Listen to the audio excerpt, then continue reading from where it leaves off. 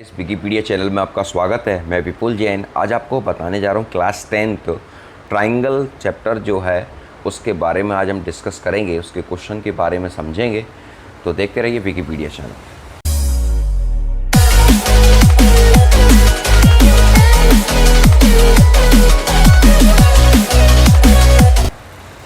यहाँ देखिए, यहाँ पर ट्राइंगल जो चैप्टर है हम उसके बारे में बात कर रहे हैं, त्रिभुज के बारे में। तो यहाँ पर जो इसकी सबसे पहली थ्योरम है वो थेल्स थ्योरम है। तो उससे पहले हम कुछ चीज़ों को समझेंगे इस ट्राइंगल में क्या क्या है। यदि हमारे सामने सपोज़ मानिए, मैं यहाँ पर आपको सॉल्व करके दिखा रहा हूँ। यदि हमारे सामने दो आकृतियाँ दी जाएं, जैसे एक मैं ये सर्किल सा बना रहा हूँ, यहाँ पर इसकी रेडियस 1 सेमी है, ठीक है, और एक दूसरा सर्किल यहाँ पर क्रिएट कर रहा हूँ, इसकी रेडियस आपकी 2 सेमी है। कहने के तो ये दोनों सर्किल ही हैं, लेकिन इन कहने को तो ये दोनों वृत्त हैं, सर्किल हैं, लेकिन इनकी रेडियस चेंज है, ठीक है। अगर मैं यहाँ पर एक दूसरी चीज़ यहाँ पर बनाऊँ आपके सामने, जैसे ये एक स्क्वायर है जिसकी भुजा 1 सेंटीमीटर है, और एक दूसरा स्क्वायर आपके सामने बना रहा हूँ जिसकी भुजा आपकी 2 सेमी है, ठीक है। अब ये भी आपका क्या है, ये वर्ग है, ये वृत्त है, ये वर्ग है, और ये आपका, ये मैं आपके सामने ट्राइंगल बना रहा हूँ, ठीक है। इसकी भुजा 1 1 1, ये 2 2 2, ठीक है। ये आपका त्रिभुज है। आप सोच रहे होंगे मैं बताना क्या चाहता हूँ। मैं बताना ये चाहता हूँ, अगर आपके सामने इस तरह की दो आकृतियाँ आ जाएं तो आप क्या करोगे, इन आकृतियों को क्या कहोगे। मैंने आपके सामने ये दो आकृतियाँ बनाई जिनको जो दिखते तो वृत्त हैं, जो दिखते तो स्क्वायर हैं, जो दिखते तो ट्राइंगल है, लेकिन इनकी मेजरमेंट अलग अलग है। देखिए, ऐसी आकृतियों को हम समरूप आकृतियाँ कहते हैं, सिमिलर फिगर कहते हैं। जैसे मैं एक बहुत सुंदर, मुझे एक उदाहरण इसका लगता है समरूप आकृतियों का। समरूप किसे कहते हैं? समान रूप दिखने वाले को समरूप कहते हैं, क्योंकि इस चैप्टर में समरूप शब्द का बहुत बार यूज होगा। समरूप मतलब होता है समान रूप, समरूप का मतलब होता है समान रूप,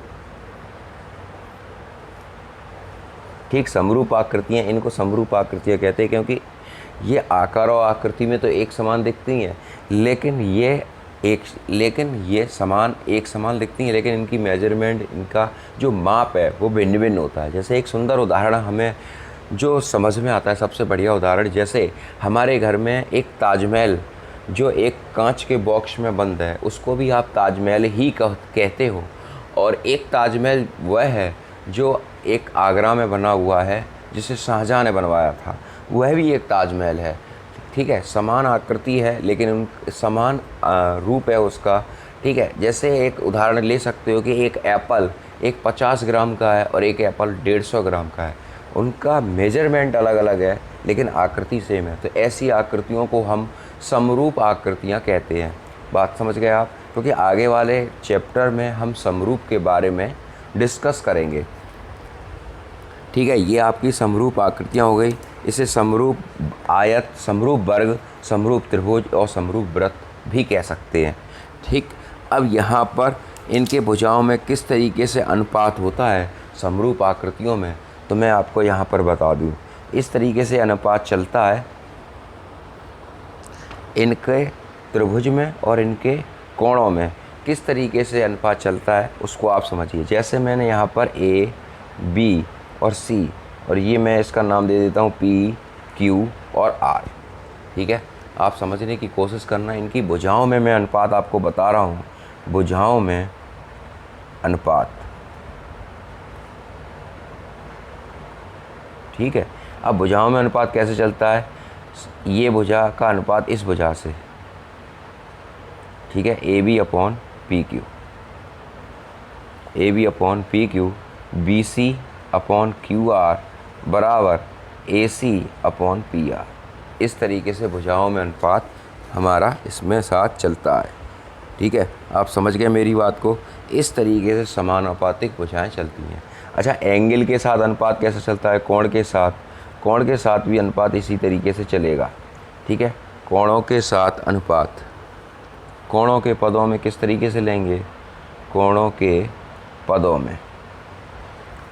ठीक है, इसको ज़रा देखिए, यहाँ देखिए angle A upon angle P बराबर angle B upon angle Q बराबर एंगल सी बराबर एंगल आर। इस तरीके से इनके अनुपात को पढ़ते हैं और सॉल्व करते हैं। अब इनको संगत कोण भी कहते हैं। अब हम समरूप त्रिभुज, मैंने समरूप त्रिभुज की आपको डेफिनेशन बता दी। एक समान रूप दिखने वाली आकृतियों को समरूप आकृति, समरूप त्रिभुज, एक समान दिखने वाली आकृति को समरूप कहते हैं। ठीक है, ये आपकी समरूप की डेफिनेशन हो गई। ये इसके उदाहरण हैं जो मैंने आपको दिए, ताजमहल का दिया, एप्पल का दिया, ये स्क्वायर, वर्ग, और आप ए स्क्वायर का दे दिया, सर्किल का दे दिया और ट्राइंगल का दे दिया। ठीक है, ये आपके सब आपके किसके उदाहरण हैं? समरूप के। ठीक, अब त्रिभुज में एक एग्जाम्पल, एक फार्मूला यूज़ होता है, त्रिभुज का क्षेत्रफल बराबर 1/2 आधार गुणा ऊंचाई। चलिए उससे पहले हम एक थेल्स की थ्योरम को समझते हैं। थेल्स की थ्योरम इस चैप्टर के लिए बहुत ज़्यादा इम्पोर्टेंट है, मोस्ट इम्पोर्टेंट है थेल्स की थ्योरम। तो उसको पहले समझते हैं थेल्स की थ्योरम क्या है। तो यहाँ देखिए चैप्टर 6 है, मैंने यहाँ पर स्टार्ट किया है। देखिए यहाँ पर थेल्स की थ्योरम क्या लिखी है? आधारभूत समानुपातिकता प्रमेय या थेल्स थ्योरम। यदि किसी त्रिभुज की एक भुजा के समांतर, देखिए ये त्रिभुज खिंचा हुआ है, ठीक है, मैंने आपके सामने लिखा है। यदि एक त्रिभुज, पढ़ने की कोशिश करें पहले, यदि किसी त्रिभुज की एक भुजा के समांतर, एक भुजा ये है, एक भुजा के समांतर दो भुजाओं को भिन्न भिन्न बिंदुओं पर प्रतिच्छेद करे।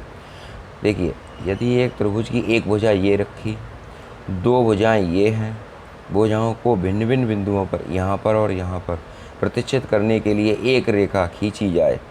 किसके समांतर? इस रेखा के समांतर खींची जाए तो अन्य दो भुजाएं एक ही अनुपात में विभाजित होती हैं। क्या कह रहे हैं ये? दोबारा से समझिए। यदि किसी त्रिभुज की एक भुजा के समांतर, इस भुजा के समांतर दो भुजाएं AC और AB को भिन्न भिन्न बिंदुओं पर प्रतिच्छेद करने के लिए एक रेखा खींची जाए, ये रेखा खींची जाए तो दो भुजाएं एक ही अनुपात में विभाजित होती हैं। यानी इनका मतलब है कि इसका अनुपात और इसका अनुपात सेम हो, इसका अनुपात और इसका अनुपात सेम हो। देखिए बहुत बढ़िया क्वेश्चन, बहुत बढ़िया प्रमेय है और मोस्टली ये आई जाती है क्योंकि स्टार्टिंग का पहले क्योंकि स्टार्टिंग के चैप्टर में स्टार्टिंग में ही ये दे रखी है। यहाँ देखिए सबसे पहले मैंने ये लिखा, सबसे पहले ये आप लिखना स्टार्ट कीजिए। दिया है त्रिभुज ABC जिसमें DE पैरेलल है BC के तथा DE भुजा AB और AC को क्रम से D और E पर काटती है। ठीक है, अब इन्होंने क्या कहा कि जब ये काटती है तो ये दो अनुपात में विभाजित हो जाती है, AD/BD और AE/EC। मैंने ये लिख लिया। ठीक है, अब इस क्वेश्चन को करने से पहले कुछ यहाँ पर देखिए, इस क्वेश्चन को करने से पहले यहाँ पर कुछ एक फॉर्म को हम बनाएंगे। जैसे इस फॉर्म को हम क्या कहते हैं? देखिए यहाँ पर हम कुछ रेखाओं को खींचेंगे। जैसे यहाँ पर बिंदु D से इस पर लंब डालेंगे, ठीक है, और बिंदु E से यहाँ पर लंब डालेंगे। ये लंब डाला, ठीक है। इसका जो नाम हमने दिया, इसका नाम हम देंगे L और इसका नाम हम देंगे M। ठीक है, किसी भी शीर्ष से किसी भी रेखा पर लंब डालते तो वो 90 अंश का कोण बनाती है। ठीक, अब ऐसा ही यहाँ पर हम इसको मिला देंगे। ठीक है, B को E से मिला देंगे, मिल गया। ठीक है, अब यहाँ पर लिखेंगे B को E से तथा D को C से मिलाया। ठीक है, यहाँ पर लिखेंगे EL परपेंडिकुलर है AB। जो EL है वो इस पूरी भुजा पर परपेंडिकुलर है, इस पूरी भुजा पर AB पर। और यहाँ लिखेंगे DM परपेंडिकुलर है AC। ठीक है, और नीचे लिखेंगे B को E से, B को E से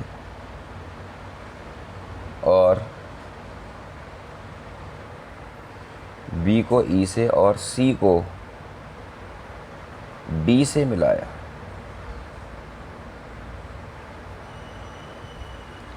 बी को ई से और सी को डी से मिलाया, ठीक है। अब ये उठाया area of triangle A D ई, हमने उठाया ए डी ई, त्रिभुज ए डी ई में, त्रिभुज ए डी ई का होता है 1/2 आधार गुणा ऊंचाई। अब ए डी ई आप जरा देखिए, मैं ए डी ई यहाँ पर आपके लिए बना दे रहा हूँ, ये बन गया ए डी ई, ठीक है। अब यहाँ देखिए ये इसका लंब है, ठीक है। अब यहाँ देखिए ये हो गया एल, ठीक। अब ये इसमें चित्र बनाया। अब मैं अगर इस चित्र को इस तरीके से कर दूँ, इस तरीके से कर दूँ, जरा इस तरीके से देखिए, इस तरीके से कर दूँ तो ये लंब हो गया और ये क्या हो गया, आधार हो गया। ए डी क्या हो गया, आधार हो गया, और ये ई एल लंब हो गया। अब यहाँ पर एक फॉर्मूला है, area of triangle A D equal 1/2 आधार गुणा ऊंचाई। तो यहाँ लिखेंगे 1/2 आधार हमारा हो जाएगा ए डी और लंब हो जाएगा ई है। मैंने ये लिखा समीकरण नंबर 1 माना इसको। फिर इसके बाद यहाँ पर देखिए मैंने एक समीकरण 1 माना, फिर यहाँ पर क्या किया है, पहले तो एक छोटा ट्राइंगल लिया, फिर एक डी बी ई, पहले ऊपर वाला ले लिया, पहले मैंने ट्राइंगल लिया ए डी ई, फिर ट्राइंगल लिया डी बी ई, मैंने ये नीचे वाला ट्राइंगल ले लिया, नीचे वाला, ठीक है। अब नीचे वाला ट्राइंगल लेंगे तो यहाँ पर भी वही फॉर्मूला यूज़ करेंगे 1/2 आधार गुणा ऊंचाई का।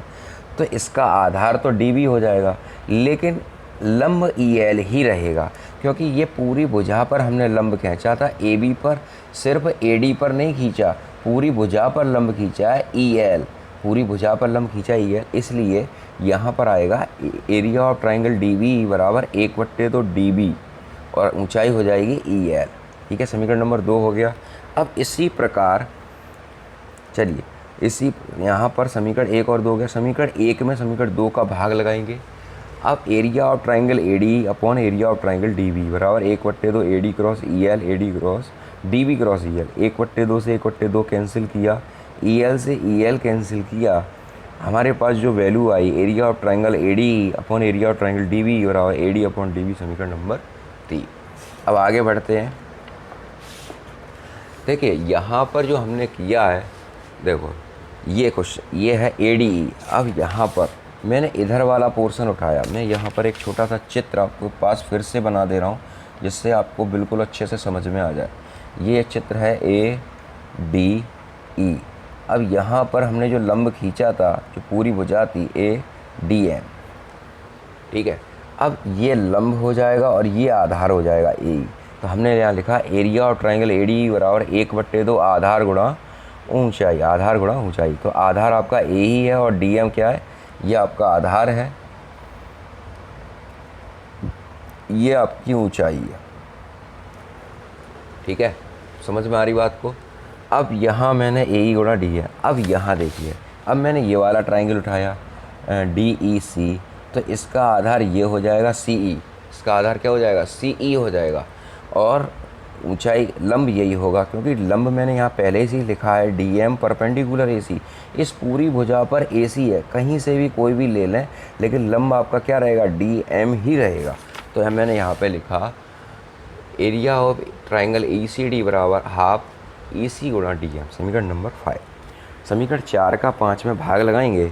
4 में समीकरण 5 का भाग देने पर area of triangle A D बटे area of triangle E C D, 1/2 A E cross D M, 1/2 E C cross D M. 1/2 से 1/2 कैंसिल किया, डी एम से डी एम कैंसिल किया, हमारे पास आया area of triangle A D upon area of triangle E C D बराबर A ई बटे सी, समीकरण नंबर 6।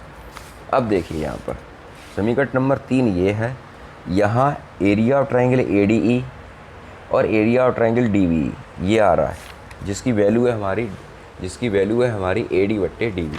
अब यहाँ देखिए ज़रा एरिया ए डी और area E C D A E बट्टे ई सी। ये वाला जो ट्राइंगल है वो थोड़ा सा चेंज है, यहाँ लिखा है ई सी डी और यहाँ पे लिखा है डी बी ई, यहाँ पे क्या लिखा है डी बी ई। अब देखो ज़रा, हम क्लास 9th में पढ़ चुके हैं ई कहाँ गया, ई सी डी और डी बी ई दोनों एक ही आधार पर बन रहे हैं। जब किसी त्रिभुज के आधार सेम होता है तो उसका क्षेत्रफल कैसा होता है, बराबर होता है। मैंने यहाँ पर लिखा है परंतु ट्राइंगल डी और ई का समान आधार डी और समांतर रेखाएं डी और बी के मध्य स्थित है, अतः इसका जो क्षेत्रफल होगा वो बराबर होगा। क्योंकि हम क्लास 9th में ये थ्योरम को पढ़ चुके हैं कि अगर एक ही आधार पर दो ट्राइंगल स्थित होते हैं तो उनका एरिया जो होता है वो समान होता है, बराबर होता है। तो मैंने यहाँ लिखा है एरिया ऑफ ट्राइंगल डी बराबर एरिया ऑफ ट्राइंगल ई तो यहाँ लिखेंगे ए डी बट्टे डी बी बराबर ए ई बट्टे ई सी। ये थेल्स की थ्योरम है। यहाँ से बहुत सारे क्वेश्चन हमारे सॉल्व होंगे। यहाँ देखिए ए डी ये अपॉन ये ए अपॉन ये आपका क्वेश्चन सॉल्व हो गया। अब देखिए नेक्स्ट क्वेश्चन है, कोई नेक्स्ट थ्योरम है यहाँ पर। यदि किसी एक प्रमेय की किसी त्रिभुज की दो भुजाओं को एक ही अनुपात में विभाजित करें, यदि किसी एक त्रिभुज की एक रेखा यदि किसी एक रेखा की किसी त्रिभुज की दो भुजाओं को एक रेखा किसी त्रिभुज की दो भुजाओं को एक ही अनुपात में विभाजित करें, यानी ए डी बट्टे बी डी और ए ई बट्टे ई, तो तीसरी भुजा के वह समांतर होती, ये रेखा इसके समांतर होती। ये कह रहा है कि ये इसके समांतर है, ये इसके समांतर है, ये इन्होंने बोला है।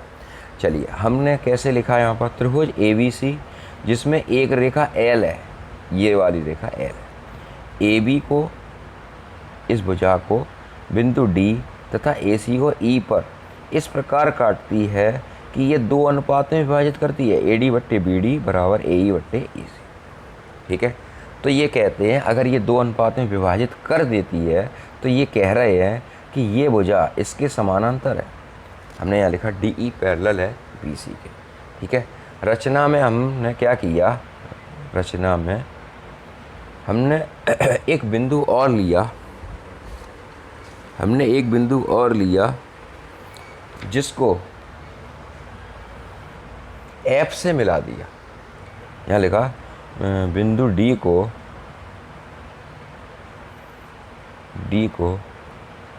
एफ से मिलाया। ठीक है, चलिए ये एफ मिला दी। अब यहाँ ज़रा यहाँ से क्वेश्चन स्टार्ट होता है। माना यदि संभव है डी ई पैरेलल समानांतर बी सी नहीं है। देखिए सपोज मानो मैंने ये रेखा इससे समांतर खींची, सपोज मानो सबसे पहले ये रेखा मैंने खींची थी, ये इसके समानांतर नहीं है क्योंकि हमें प्रूव करना है समांतर। अभी तो ये समांतर आपको दिखाई दे रही है, लेकिन मैं ये कह रहा हूँ ये रेखा इसके समानांतर नहीं है। तो क्या करेंगे, मैंने लिखा तब डी से एक अन्य रेखा बी सी के समानांतर होनी चाहिए। मैंने ये रेखा खींच दी, डी एफ पैरेलल है बी सी के, मतलब मैंने पहले ये रेखा खींची थी क्वेश्चन के अकॉर्डिंग। लेकिन क्वेश्चन क्या कह रहा था, क्वेश्चन ये कह रहा था ये इसके समानांतर है। मैं नहीं मान रहा हूँ ये बात कि ये रेखा समांतर है कि नहीं, मुझे प्रूव करना पड़ेगा कि ये रेखा समांतर है या नहीं। तो मैंने इसके समानांतर ये रेखा खींच दी। ठीक है, चलिए अब मैंने क्या किया, डी एफ पैरेलल है बी सी के। अब यहाँ देखो ज़रा, ये मैं यहाँ पर थोड़ा सा बना दूँ तो मुझे क्वेश्चन को डिफ़ाइन करने में थोड़ी सी आसानी रहेगी आपको समझाने की। ठीक है, ये ए बी और सी ये रेखा इस क्वेश्चन के अकॉर्डिंग है, और यहाँ से थोड़ा सा यहाँ से हमने मिला दिया। हम ये कह रहे हैं कि D E parallel B C के समांतर नहीं है, D E parallel B C के समानांतर नहीं है। हमने डी से एफ को मिलाया और इसके समानांतर खींचा। अब हम इसको दो अनुपातों में विभाजित करेंगे। सबसे पहले थेल्स की थ्योरम के अकॉर्डिंग ए डी बट्टे बी डी बराबर ए एफ बट्टे एफ सी, समीकरण नंबर 1 माना है इसको। फिर हमने दूसरे ट्राइंगल के अनुसार लिया, दूसरी रेखा के अनुसार लिया, ए डी बट्टे बी डी बराबर ए ई बट्टे सी, समीकरण नंबर 2। दोनों का लेफ्ट हैंड साइड सिमिलर है तो हमने इसका राइट हैंड साइड एक समान कर दिया। ठीक है, तो ए एफ बट्टे एफ सी बराबर ए ई बट्टे ई सी, दोनों पक्षों में हमने एक जोड़ा, ए एफ बट्टे एफ सी प्लस 1 बराबर ए ई बट्टे सी प्लस 1, ये हो गया। अब जोड़ने के बाद यहाँ पर हमने एक लिया, यहाँ पर भी एलसीएम लिया, A F plus F C upon F C equal A E plus E C upon E C. ठीक, अब A F upon F C दोनों को अगर हम जोड़ते हैं तो ए सी बनता है, नीचे एफ सी आ गया। ए ई बट्टे ई सी को जोड़ते हैं तब भी ए सी बनता है। इस ए सी को हमने ए सी से कैंसिल कर दिया, इस ए सी को हमने ए सी से कैंसिल कर दिया, हमारे पास जो वैल्यू बची वो आई एफ सी बराबर ई सी।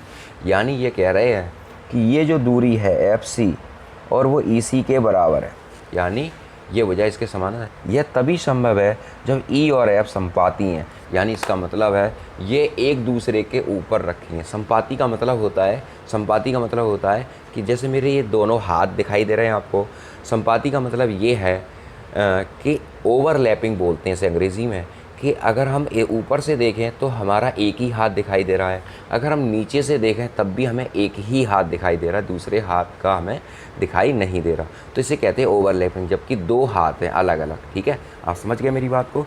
यह संपाती हैं, डी ई पैरेलल है डी सी के। ठीक है, चलिए अब हम इसकी एक्सरसाइज को करते हैं। देखिए, एक्सरसाइज को करने से पहले समरूप की कंडीशन को फिर से हम एक बार समझेंगे, क्योंकि कुछ क्वेश्चन यहाँ पर हैं जिन्हें हम इसको बताएं। देखिए, हम समरूप के बारे में थोड़ा सा डिस्कस आपसे कर रहे हैं। समरूप के बारे में हमने कुछ चैप्टर स्टार्ट किया था तब भी डिस्कस किया था, अब हम एक्सरसाइज को कर रहे हैं तब भी हम समरूप के बारे में थोड़ा सा डिस्कस करेंगे। यहाँ पर क्या है, ये समरूप आकृतियाँ थी, समान रूप दिखने वाली आकृति को हम समरूप आकृति कहते हैं। ठीक है, ये आपका क्वेश्चन है। अब यहाँ क्या है, समरूप आकृतियों में कंडीशन क्या हो, दो समरूप आकृतियाँ सर्वांगसम हो सकती हैं। दो वस्तुएं सर्वांगसम कहलाती हैं यदि वे आकार और माप दोनों में समान हो। ठीक है, अगर इनकी रेडियस एक है तो इसकी भी एक है, तो वे सर्वांगसम हो सकती हैं और समरूप भी होती हैं। लेकिन दो वस्तुएं एक दूसरे के समरूप कहलाती हैं परंतु उनके माप समान हो और भिन्न भिन्न हो। चलिए एक्सरसाइज की तरफ चलते हैं। देखिए, यहाँ पर एक्सरसाइज 6.1 के बारे में हम डिस्कस कर रहे हैं। 6.1 में क्या लिखा हुआ है वो ज़रा समझिए। सभी वृत्त कोष्ठक में दिए हुए शब्दों में से सही शब्दों का प्रयोग करते हुए रिक्त स्थान को भरिए। यहाँ पर जो पहला है, सभी वृत्त होते हैं सर्वांगसम या समरूप। देखिए, समरूप तो हम सभी वृत्त एक समान दिखते हैं, एक समान आकृति को देते, गोल होते हैं, तो उन्हें हम कह सकते हैं समरूप होते हैं। ये सभी वर्ग होते हैं तो सभी वर्ग आपके समरूप होते हैं, क्योंकि देखो सर्वांगसम की कंडीशन क्या होती है, सर्वांगसम उनका आकार और उसकी माप दोनों समान होनी चाहिए। ठीक है, तो समरूप में ऐसा नहीं होता। समरूप में क्या होता है कि एक 1 किलो का है, एक 2 किलो का है, एक छोटा सा ताजमहल है, एक बड़ा ताजमहल है, तो उसकी मेजरमेंट कभी बराबर नहीं हो सकती। तो वह आकृति समरूप तो हो सकती है लेकिन सर्वांगसम नहीं हो सकती, इसलिए हम यहाँ पर भी समरूप को ही भरेंगे। अब यहाँ लिखा है सभी त्रिभुज समरूप होते हैं, तो समरूप सभी त्रिभुज समरूप होते हैं। अब इन्होंने त्रिभुज के नाम दे दिए, एक समद्विबाहु दिया, एक समबाहु दिया। समबाहु में क्या होता है, समबाहु का मतलब होता है 3 भुजाएं बराबर और समद्विबाहु का मतलब होता है 2 भुजाएं बराबर। तो यहाँ पर लिखा है सभी त्रिभुज समरूप होते हैं, अर्थात इसका मतलब है कि समबाहु त्रिभुज बराबर समरूप होते हैं। यहाँ हम समबाहु त्रिभुज को लेंगे। अब अगला है भुजाओं की समान संख्या वाले 2 बहुभुज यदि समरूप हैं। भुजाओं की समान संख्या वाले यदि दो बहुभुज समरूप होते हैं तो उनके संगत कोण क्या होंगे, बराबर होंगे। उनके संगत कोण बराबर होंगे। ठीक है, और उनकी संगत भुजाएं समानुपाती होती हैं। उनकी संगत भुजाएं समानुपाती होती है। देखिए, भुजाओं की समान संख्या वाले 2 बहुभुज, यदि 2 बहुभुज का मतलब होता है जो आकृति मैंने आपको बताई है, अंग्रेजी में से बहुभुज को पॉलीगन बोलते हैं। जैसे ये यदि भुजाओं की समान संख्या वाले 2 बहुभुज का मतलब होता है सर्किल हो। अब भुजाओं तो किसकी होंगी, ट्रायंगल की होंगी, क्वाड्रिलेटरल की होंगी यानी चतुर्भुज की होंगी, त्रिभुज की होंगी। 2 बहुभुज समरूप होते हैं, यानी आपके सामने 2 त्रिभुज हैं इस तरीके से और दोनों ही समबाहु हैं, तो उनके संगत कोण क्या होंगे, यदि उनकी भुजाएं आपस में बराबर हैं, तीनों भुजाएं आपस में बराबर हैं, तो उनके संगत कोण आपस में क्या होंगे, बराबर होंगे। और उनकी संगत भुजाओं में अनुपात होगा समानुपाती, क्योंकि मैंने अनुपात के रूप में आपको यहाँ पर बताया था कि ये अनुपात अगर ये त्रिभुज समबाहु हैं आपस में, ठीक है, क्योंकि त्रिभुज समबाहु त्रिभुज जब होता है उसकी तीनों भुजाएं आपस में बराबर होती हैं, तो उनकी भुजाओं आपस में बराबर होंगी और उनके संगत अनुपात आपस में कैसे होंगे, समानुपाती होंगे। चलिए, यहाँ पर लिखा हुआ क्वेश्चन नंबर 2 के बारे में डिस्कस कर रहे हैं। निम्नलिखित भुज युग्मों के 2 भिन्न भिन्न उदाहरण दीजिए। निम्नलिखित युग्मों के जो 2 उदाहरण दिए। अब ये समरूप आकृतियाँ हैं। अब समरूप आकृतियाँ के रूप में मैंने अभी आपको जो बताया था कि यहाँ पर हम ट्रायंगल बना दे रहे हैं। समरूप आकृतियाँ तो जो हमने स्टार्टिंग में बात की थी यही हमारी समरूप आकृतियाँ हैं, यही आप बना सकते हो।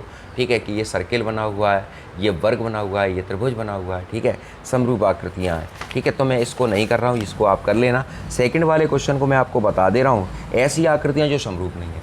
ऐसी आकृतियाँ जो समरूप नहीं है उनको हम कैसे कहेंगे? जैसे मैंने यहाँ पर एक सर्किल बना दिया, ठीक है, मैंने यहाँ पर एक सर्किल बना दिया और एक ट्राइंगल बना दिया। ठीक है, मैंने यहाँ पर एक सर्किल बना दिया, एक ट्राइंगल बना दिया। अब मैंने यहाँ पर एक स्क्वायर बना दिया और एक यहाँ पर ट्राइंगल बना दिया, या एक ट्राइंगल बना दिया और एक चतुर्भुज बना दिया। ये आकृतियाँ कैसी हैं? समरूप नहीं है। तो ऐसी आकृतियाँ जो समान नहीं दिखती वह समरूप नहीं है। अब जैसे एक सेब है और एक आम है, तो ऐसी आकृतियाँ जिनकी आकृति सेम नहीं मिल रही तो हम उनको समरूप नहीं कह सकते। ठीक है ना। अब क्वेश्चन नंबर तीसरे की बात यहाँ पर कर रहे हैं। क्वेश्चन नंबर तीसरा जो है लिखा है निम्नलिखित चतुर्भुज देखो यहाँ पर जैसे यहाँ लिखा है निम्नलिखित बताइए निम्नलिखित चतुर्भुज समरूप है या नहीं। अब यहाँ पर अगर हम भुजाओं का समानुपात करें जैसे जो हमने अभी सीखा है और स्टार्टिंग में, तो यहाँ पर अगर हम भुजाओं का समानुपात करें जैसे पी क्यू लिखा है, पी क्यू को ए बी के अकॉर्डिंग लिखते हैं, फिर पी क्यू की वैल्यू है 1.5 और इसकी वैल्यू है 3, तो यह आ जाएगा 1/2। ठीक है, दूसरे का अगर हम करें Q R upon B C तो ये हो जाएगा आपका 1.5/3, पॉइंट से हमने 0 मिलाया 1/2। तीसरा अगर हम करें आर एस, ठीक है, आर एस, तो ये हो जाएगा आपका B C R S upon C D, value हो जाएगी आपकी 1.5/3, ये हो जाएगा 1/2, और ये हो जाएगा P S upon A D, ये हो जाएगा 1.5/3, ये हो जाएगा 1/2। यहाँ देखिए भुजाओं का अनुपात तो सेम आ रहा है, लेकिन यहाँ पर जो एंगल है, यहाँ पर एक जो एंगल है, देखिए यहाँ पर ये चतुर्भुज आपका कौन सा है? ये समांतर चतुर्भुज है। ये क्या है? समांतर चतुर्भुज। ठीक है, ये समांतर चतुर्भुज है और ये क्या है? वर्ग है एक। ठीक है, अब यहाँ पर भुजाओं का अनुपात तो सेम दे रखा है लेकिन कोणों का अनुपात सेम नहीं है, इसलिए हम इसे नहीं कह सकते कि यह चतुर्भुज समरूप है, क्योंकि यह चतुर्भुज समरूप नहीं है। यहाँ पर हम लिखेंगे क्योंकि यह समांतर चतुर्भुज कहते हैं उनके सम्मुख कोण बराबर होते हैं लेकिन प्रत्येक कोण बराबर नहीं होता, लेकिन वर्ग में क्या होता है? उसका प्रत्येक कोण बराबर होता है, इसलिए यहाँ ये आकृति जो है वो समरूप आकृति नहीं है। ठीक, फिर भी अगर आपको कोई प्रॉब्लम हो इस चैप्टर से रिलेटेड तो आप कमेंट करिए और भी बच्चों को बताइए और वीडियो को शेयर करिए। आपको ज़रा भी अच्छी लगती है वीडियो तो वीडियो को लाइक करें और चैनल को सब्सक्राइब करें। देखते रहिए विकिपीडिया चैनल। जय हिंद, जय भारत, आपका दिन शुभ रहे।